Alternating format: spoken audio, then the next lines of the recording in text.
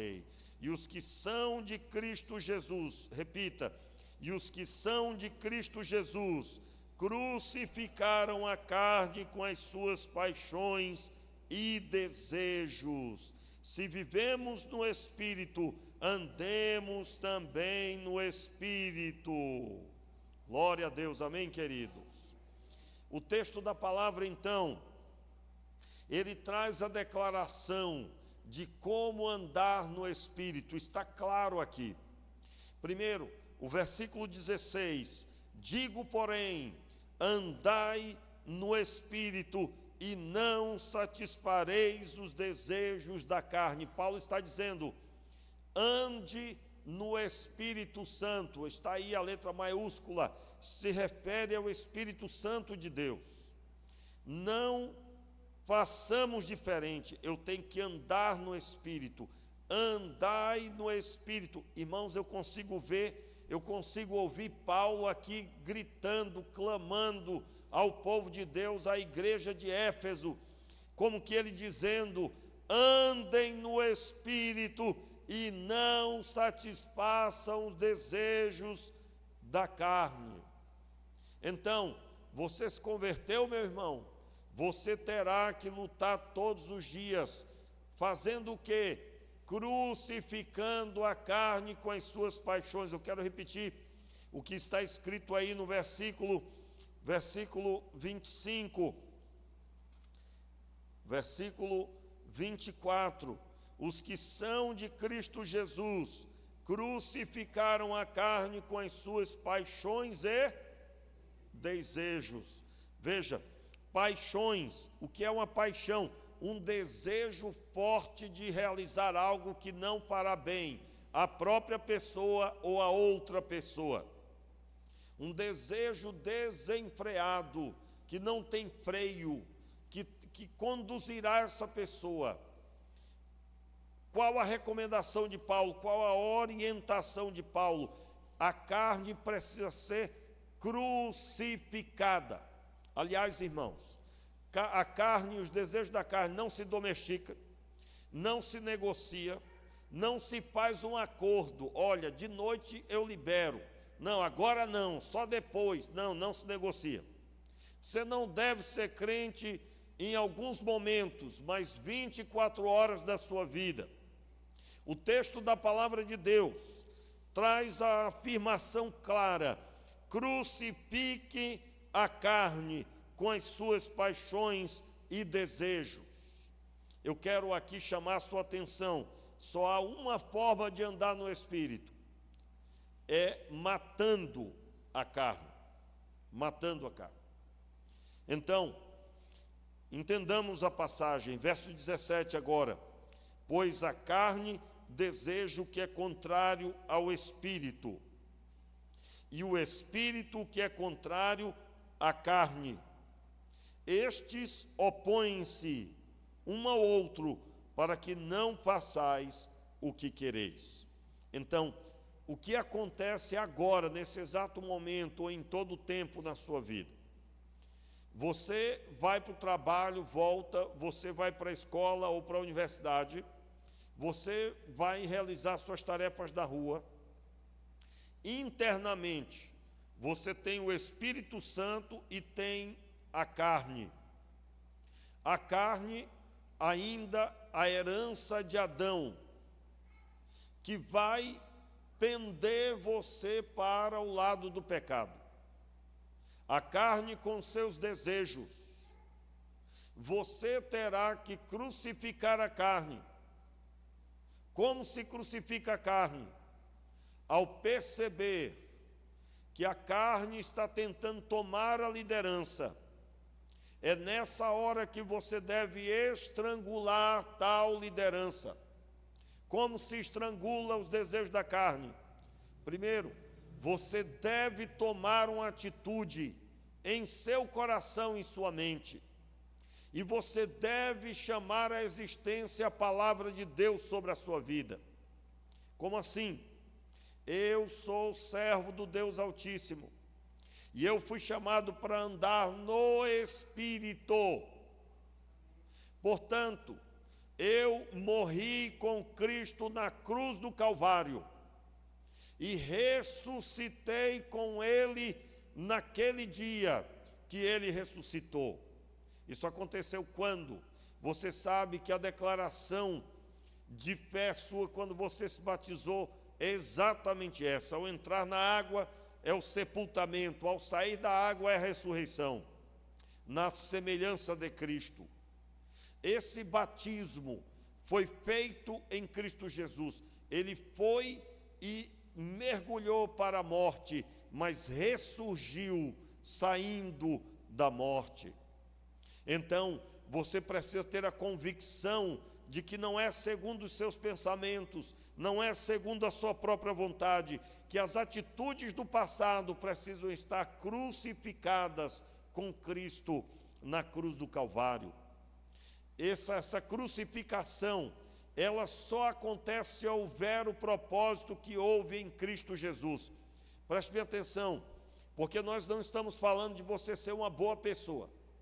Nós não estamos falando de você ser um cidadão exemplar. Nós estamos falando de você como cidadão do céu, como uma pessoa apta para ir e vir espiritualmente. Note, se você não estava aqui quarta-feira, você pode buscar no canal da igreja, lá está a pregação de quarta-feira, sobre vestes brancas, as vestes brancas de Jesus. E você vai perceber a necessidade que há do crente compreender esse assunto, e que espiritualmente está lá na pregação, quase uma hora de ministração, basicamente uma hora. Você vai perceber que o reino espiritual vê você, e aqueles que não são de Cristo Jesus não são respeitados, espiritualmente falando. Quando que nós vimos isso? Você se recorda que quando os demônios que estavam no endemoniado gadareno viram Jesus, eles correram e se prostraram. Diz o texto, eles correram e o adoraram, se prostraram com o rosto no chão. E eles pediram que eles não fossem atormentados e que eles não fossem mandados para fora daquele lugar, daquela província. Em outro trecho da palavra, nós vemos o contrário acontecendo. 2 homens tentam expulsar demônios de uma pessoa.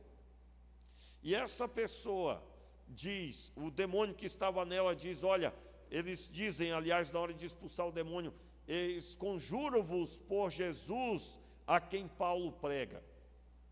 E nessa hora o espírito maligno diz, eu bem sei quem é Paulo e sei quem é Jesus, mas vós, quem sois? Tendo pulado sobre aqueles homens, bateu neles, arrancou suas vestes, e eles saíram feridos e nus. Na verdade, ali fora feita a manifestação da vida espiritual daqueles homens, porque toda pessoa que está no pecado, uma das nomenclaturas para o pecado é a nudez. Nós fomos vestidos em Jesus. Por isso que eu preciso observar com você. Vai no último capítulo de Lucas, por gentileza. Rapidamente. O último capítulo de Lucas, a última passagem, basicamente, finalzinho. Lucas, capítulo 24. Olha só o que diz o texto.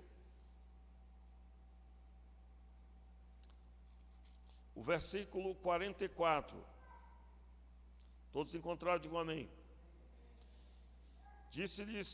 Jesus lhes disse, são estas as palavras que vos falei, estando ainda convosco, que era necessário que se cumprisse tudo o que de mim estava escrito na lei de Moisés e nos profetas e nos salmos. Então lhes abriu o entendimento para compreender as Escrituras. Note aqui, repita aí o verso 45. Então lhes abriu o entendimento para compreenderem as Escrituras. Por isso tem que ler a Bíblia pedindo misericórdia. Porque tem gente que lê e não entende, meu irmão. Só Deus para abrir o entendimento. E disse, eis o que está escrito: o Cristo morrerá e ao terceiro dia ressurgirá dos mortos.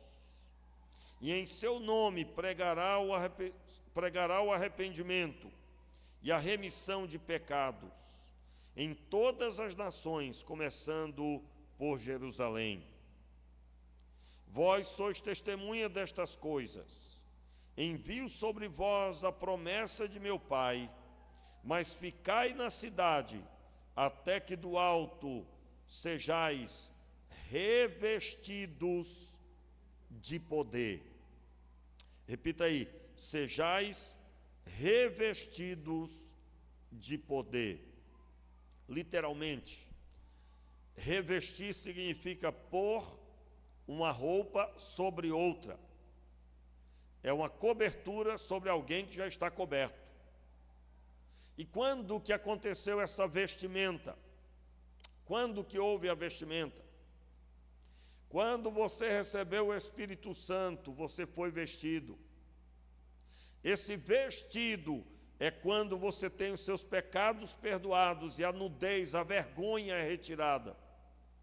Então agora você está vestido. Porém, para fazer a obra de Deus, não se pode ser somente vestido, porque a vestimenta é quando você tem os seus pecados perdoados, portanto, seus problemas foram resolvidos. Mas para fazer a obra de Deus, segundo essa passagem, é necessário algo mais, e é o revestimento de poder. Eu gostaria de ler novamente com você o verso 47. E em seu nome se pregará o arrependimento e a remissão de pecados em todas as nações, começando em Jerusalém. Note, aqui Jesus ressuscitou, está com os discípulos dando as últimas instruções.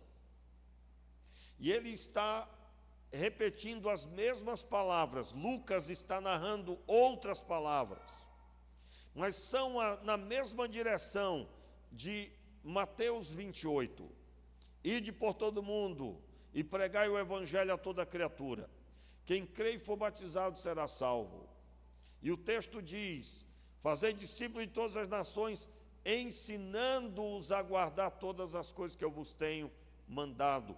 É na mesma direção que Lucas está narrando suas palavras. E aí no verso 48, vós sois testemunhas destas coisas. Aliás, o verso 47 ainda diz o texto: remissão de pecados a todas as nações, começando por Jerusalém. Você está lembrado dessa passagem? Quando Jesus, lá em Atos capítulo 1, ele declara que eles deveriam ficar na cidade até que do alto fossem revestidos de poder, e eles fossem testemunhas em Jerusalém, Judeia, Samaria e até os confins da terra. Ou seja, a mesma linha de raciocínio, começando todas as nações, começando por Jerusalém.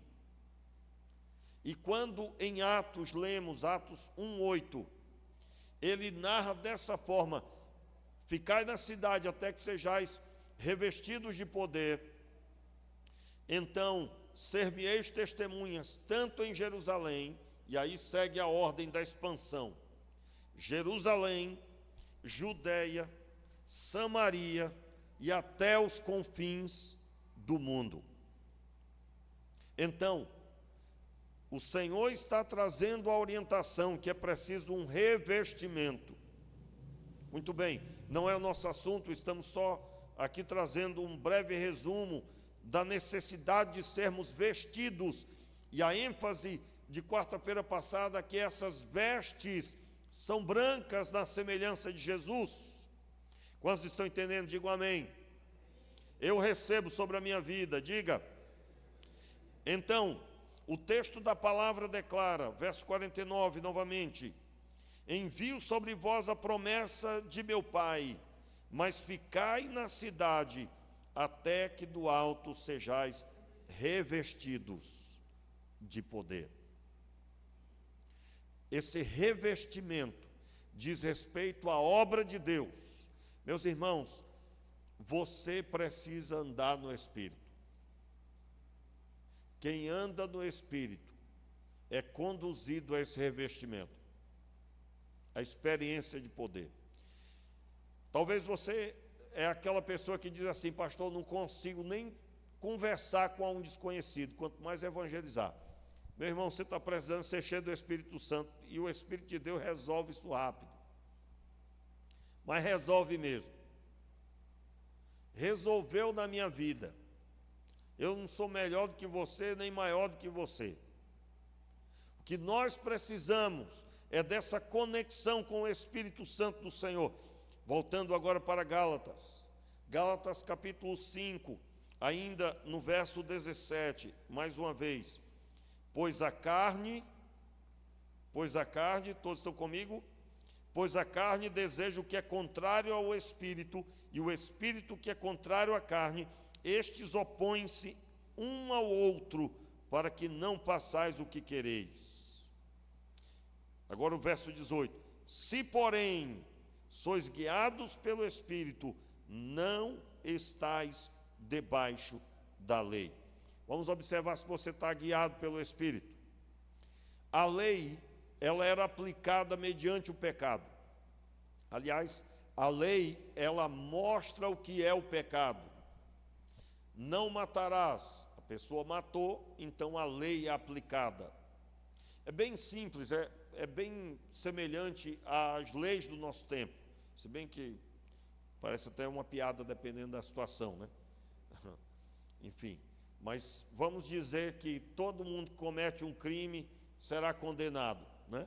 Vamos imaginar isso. Em nome de Jesus, nossa nação será redimida para a justiça pelos homens e não somente a justiça de Deus. Eu estou dizendo isso mediante tantas situações e que você ouve e sabe que muitas vezes aquele que deveria estar preso está solto, e o que está preso deveria estar solto. Enfim, isso desde que o mundo é mundo acontece. Nós podemos dizer o que, pastor, a minha esperança é a justiça de Deus. Eu quero deixar claro que a Escritura Sagrada está aqui escrita para que o homem ouça e seja. Quantos estão entendendo o que eu estou dizendo? Se você pensou que eu estou dando indireta para a política, eu tenho mais o que fazer. Como assim? O que nós precisamos são de pessoas convertidas, pessoas salvas, pessoas que têm a palavra de Deus como autoridade e que têm um limite. Qual é o limite para as suas atitudes? O pecado. A pessoa vai até aqui. Se a partir daqui for pecado, ela está fora. Nós estamos falando da ordem de Deus sobre uma pessoa. Nós estamos falando da orientação de Deus sobre uma pessoa. Agora, eu não posso deixar de falar isso. Não posso deixar passar sem falar isso, aliás. Eu quero dizer para vocês, eu cresci no meio cristão, ouvindo que estudar não era necessário porque nós precisamos conhecer a Bíblia.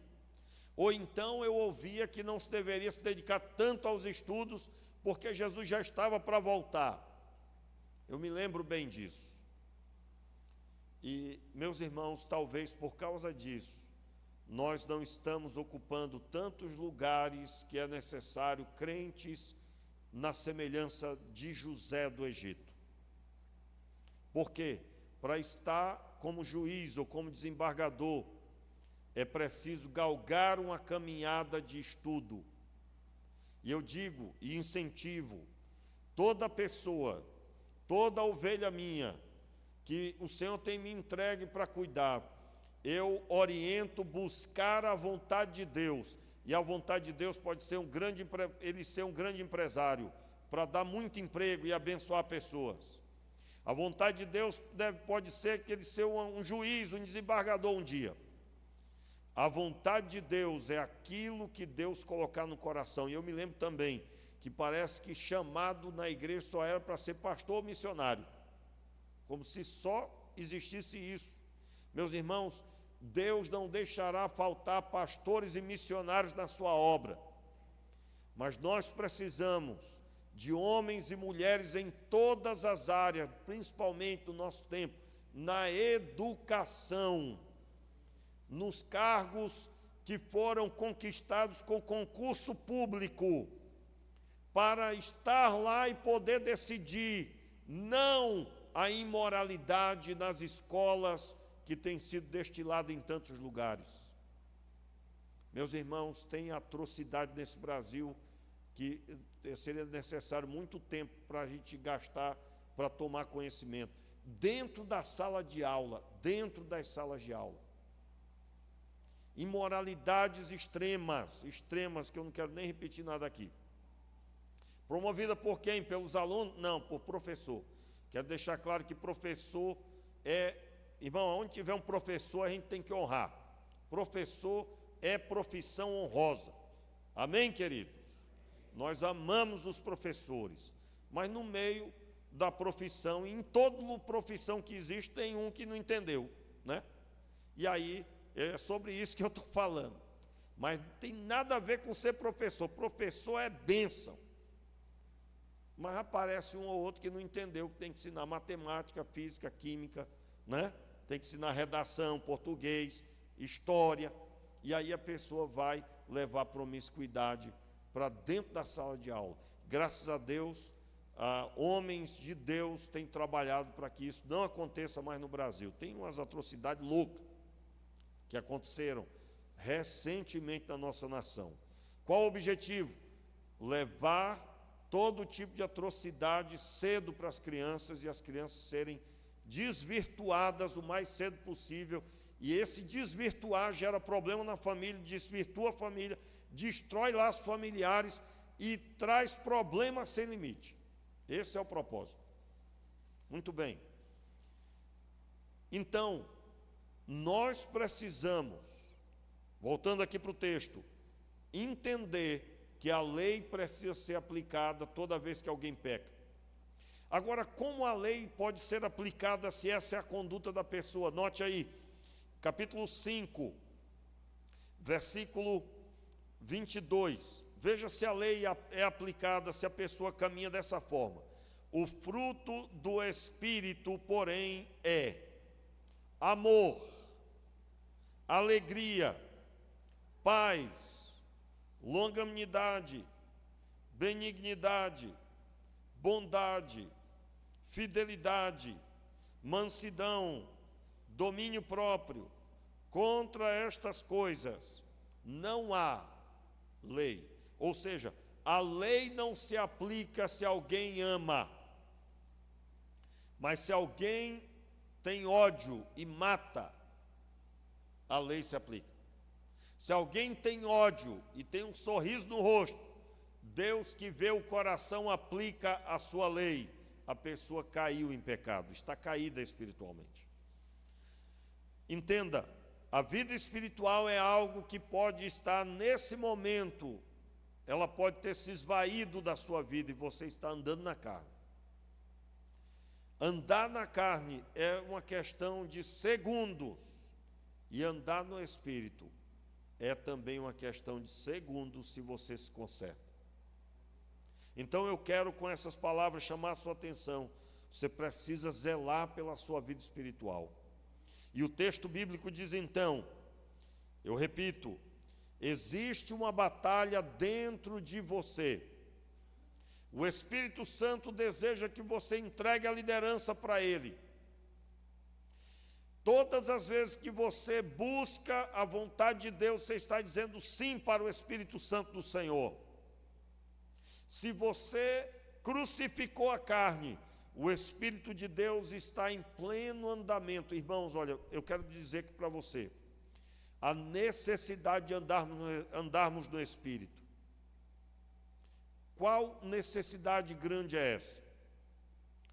Você pode estar agora, ao saindo daqui, você pode encontrar com uma pessoa que Deus deseja usar você para essa pessoa.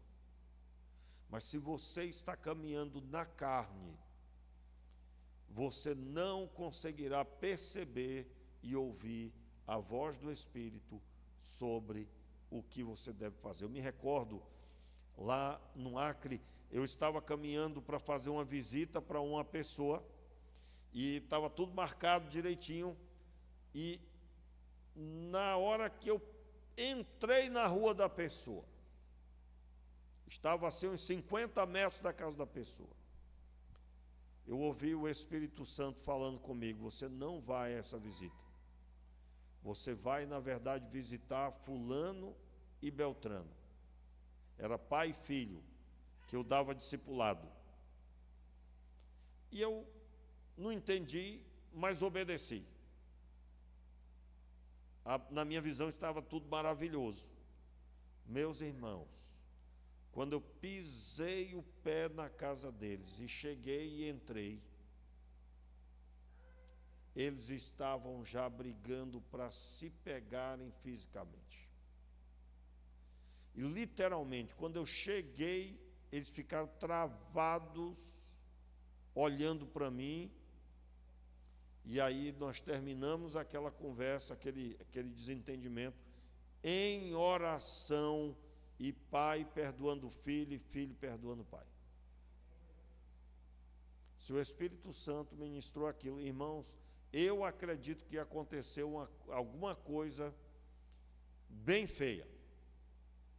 E não tinha explicação para aquele pai e filho estar daquela forma. Não tinha explicação. Agora você tem uma ideia de como Deus já pode ter buscado usar você. Mas a voz do Espírito, meus irmãos, ela é suave. Ela é inaudível se você não estiver debaixo da comunhão do Senhor, nessa visão bíblica. Repito, não há negociação. Pessoas que andam no Espírito, elas vão observar como andam, o que gostam, o que querem. Você não poderá ser cheio do Espírito dando vazão às obras da carne. E eu quero encerrar lendo com você. Veja bem, verso 18, acompanhe. Se, porém, sois guiados pelo Espírito, não estáis debaixo da lei. As obras da carne são conhecidas, as quais são prostituição, impureza, libertinagem. Nós sabemos aqui a prostituição, o relacionamento íntimo sem o casamento. Pode acontecer entre casais namorados, pode acontecer entre pessoas que se conheceram recentemente e acabaram se envolvendo. Ou também a venda do corpo, como se ouve falar esse termo. Impureza, a pessoa tem um sorriso no rosto, mas internamente ela está com ódio. Ninguém vê, semelhante a uma água impura, que muitas vezes parece cristalina, mas ali dentro está impuro, uma pessoa impura. Libertinagem, em algumas traduções está escrito lascívia. É quando a pessoa expõe o corpo e usa o corpo para a sedução. Meus irmãos, eu não vou adentrar esse assunto, eu vou observar se devemos fazer isso na próxima quarta-feira, mas há muito material aqui na libertinagem, ou na lascívia. Para os irmãos terem uma ideia, desde o começo, observar o corpo do outro é algo proibido. O Senhor que cobriu Adão e Eva, foi Deus que cobriu Adão e Eva. Quando Noé foi visto pelo filho, e o filho zombou da nudez do seu pai, isso lhe rendeu prejuízo sem limite. Para os irmãos terem uma ideia, a nudez do sacerdote, ela deveria ser guardada, ele deveria tomar muito cuidado para que não fosse visto nem mesmo suas pernas. O texto diz que ele deveria vestir uma bermuda longa. Essa bermuda deveria cobrir o seu corpo de forma que, se ele com a veste sacerdotal, se quando ele subisse o altar, que tinha uma altura, quem sabe aí 1,5 metro de altura, por exemplo, quando ele subisse, se de alguma forma sua veste subisse um pouco, fosse visto, ele estava protegido com a roupa de baixo. A nudez era algo que precisava ser guardado. Ela só pode ser exposta no casamento para o marido, para a esposa. E os irmãos sabem que o tempo é difícil, agora a gente tem que dizer para o marido e mulher, não pode mais falar só casal, né? Eu me lembro ainda, há 25 anos atrás, 20 anos atrás, a gente falava assim, não, os casais, hoje já não pode. Não é? Existe gente casando com árvore nos Estados Unidos mesmo. Está feio o negócio. Eu vi uma reportagem, uma pessoa casou com um cachorro, pastor alemão. Coitado. Meu Deus, o mundo está caminhando avesso.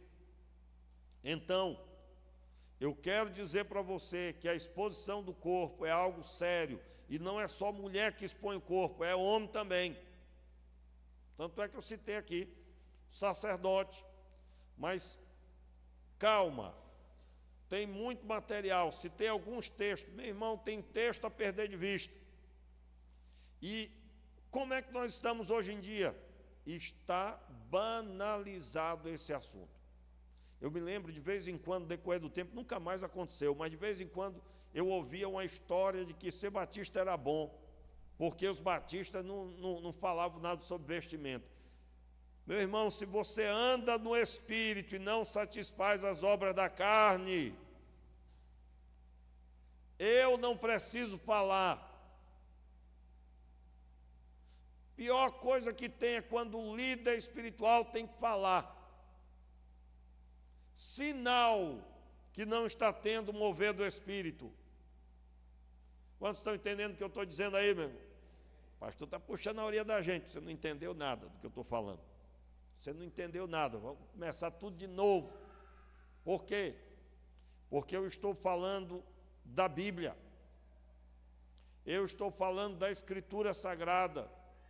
É obra da carne. Então eu tenho que tomar cuidado, eu tenho que observar, eu repito, na presença de Deus, no templo. Imagina um sacerdote lá, de qualquer jeito. O templo é lugar para adoração do Senhor, só há um alvo, o Senhor. Para você ter uma ideia, quando nós lemos Isaías, que o Senhor está sentado no trono e os serafins estão voando, eles têm 6 asas, com 2 voavam, com 2 cobriam os pés, com 2 cobriam o rosto. Você já se perguntou por quê? Porque só Deus poderia ser notado ali, só o Senhor. Portanto, eles não mostravam nem seus pés, nem seu rosto, somente voavam, porque estavam ao redor do trono e declarando: Santo, Santo, Santo é o Senhor. Eu quero chamar a sua atenção que a glória tem que ser total do Senhor. Ninguém pode desviar o foco, nem o pregador, nem a pessoa que anda na rua, nem aquele que se diz pelo nome do Senhor. E eu encerro convidando você à oração. Não ande na carne, mas ande no Espírito. Eu repito, vamos repetir aí juntos na tela, por gentileza. Agradecer a Ítalo o seu apoio. O Ítalo está na liderança ali hoje. Gálatas capítulo 5, verso 16. Vamos ler juntos, fique de pé aí. Digo, porém, o seguinte: vivam no Espírito e vocês jamais satisfarão os desejos da carne. Porque a carne luta contra o Espírito e o Espírito luta contra a carne.